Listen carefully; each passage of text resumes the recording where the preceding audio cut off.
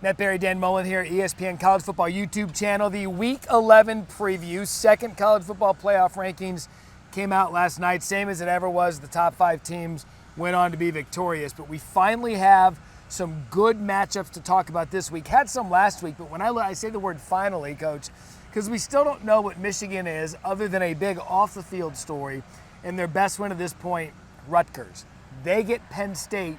I think we'll finally learn how dominant Michigan is. Yeah, and they get to justify their ranking. I don't love their ranking. Not that they're not a great football team. Right. They haven't looked like a great football team all year. They may be the best football team in the country, but they haven't shown it on. They haven't proven it on the field within their resume of beating anybody. They get to play a Penn State team who didn't look great against Ohio State. Right.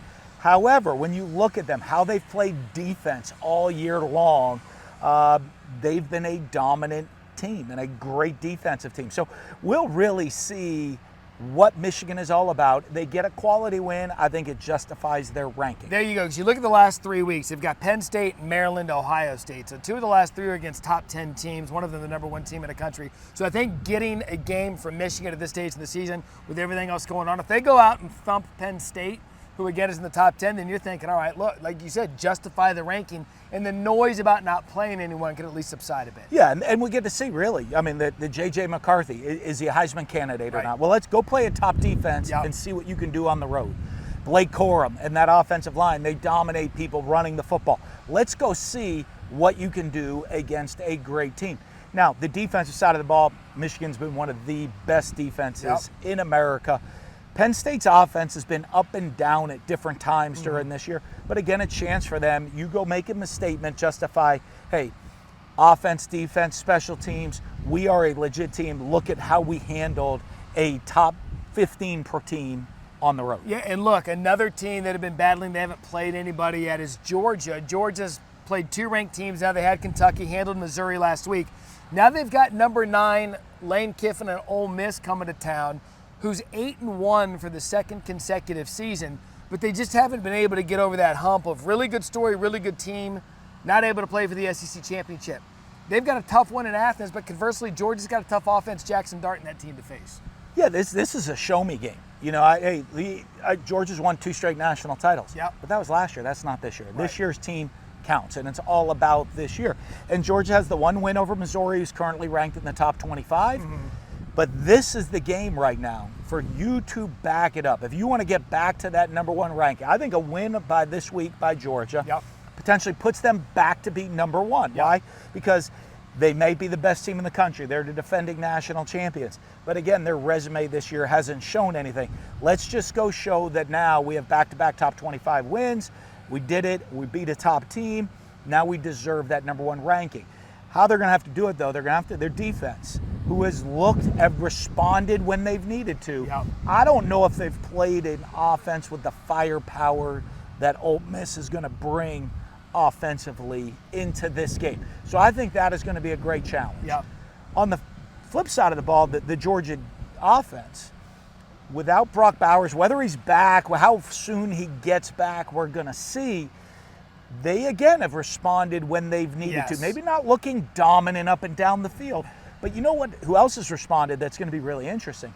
The Ole Miss defense. There you go. They've been sneakily good. They seem to respond when they need to. Hey, statistically, they might not be up there nationally in every category.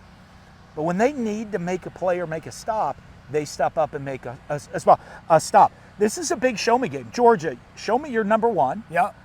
Ole Miss, show me you're a contender. That's it. This is it. I mean, the winner of this game has made a statement on the college football season. And the one thing that I'll say about Ole Miss offense, had Lane Kiffin with me on SportsCenter yesterday. He was talking about, like, look, our offense played a pretty good, statistically good, sound defense at Texas A&M.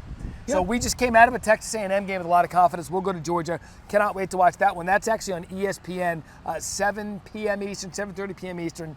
It's within the 7 p.m. window, ESPN. Matt, Joey, and Dan Mullen halftime pregame show. Finally, Pac-12.